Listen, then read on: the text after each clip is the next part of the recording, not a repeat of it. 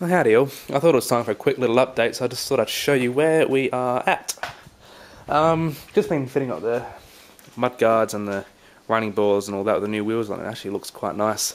We've got the windscreen staunchers in there too, just to give us a bit of a general idea of the shape. Yeah, so I'm quite happy with it. View from the back end, and you can see the tub's in pretty good nick. Just got rust down there that we've got to fix up still, but that shouldn't be too bad. So it comes up around there, and this side gives us enough to give us a pattern, so that's not too bad. As for the inside, got all the interior woodwork replaced. You can see I've made up this new toolbox. That's just out of you know, normal body steel, not aluminium or anything like that. So I got that all fitted in. All this other woodwork here is done. You can see this bit here isn't mounted in place.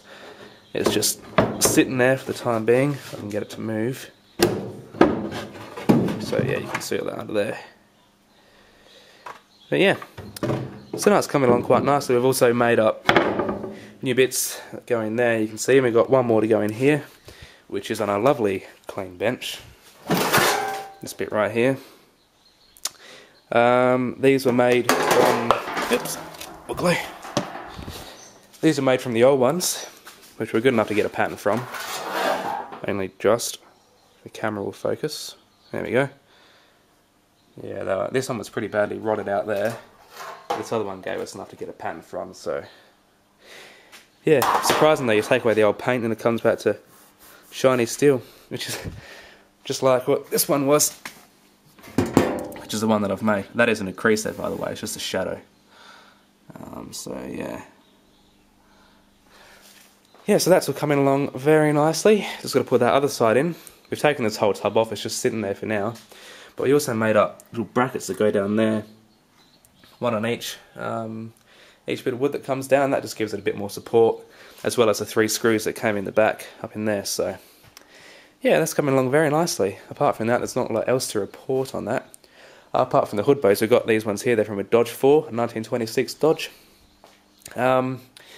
They do fit across like on the pins, but they're way too big. They're very wide, so they come out on an angle like that, and they're bloody about 4 foot on top of the back of the tub here, so they're just way too big.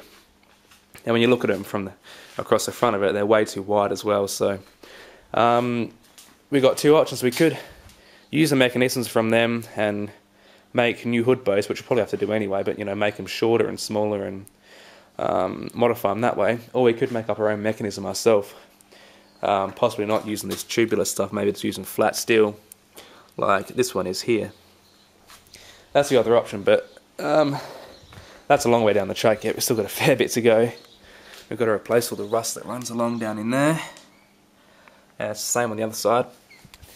But yeah, so another addition to our spare parts, I suppose, was this diff. We actually got it for free over in the on the York Peninsula.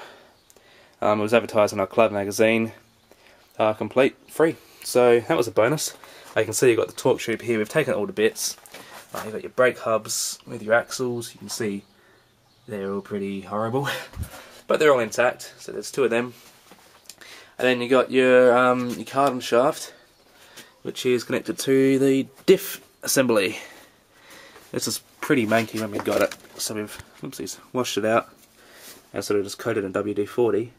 Now the housing is good in it, but we're not sure if it's 2 separate halves or not. We couldn't see any identification marks on either of them. The crown wheel's good, but the pinion isn't, unfortunately. You can't see up in there. But on the bottom, if that makes sense, so you got the pinion that sits here. On this top half of the pinion, all the teeth have cracked, or like chunks have come off of them, so that's a bit unfortunate. It'll still work, but I wouldn't recommend putting it in a car. But it's always good to have spares. As you can see, we've got a lot of them. You've got gearboxes up there. They're all old tyres that came with it. And that's of a Morris Cowley. Front axles of a Morris Cowley, and a few other bits from Morris. You can see that we've got all old other Fiat stuff packed away in there. And then of course all old springs we've been collecting to make the seats when we eventually get. So the latest addition to our collection is this a Buick, or the remains of. We're not quite sure what year it is, probably about 1929, 1930. If anyone else can help me out, I'm more than happy to. We can't see any identification marks on it as to what year it'd be, but you can see it is a Buick. We got the hubcaps, which say it there. We've got a set of 4 of them. The diff, as far as I know, is complete inside. All the brakes have been removed from in there.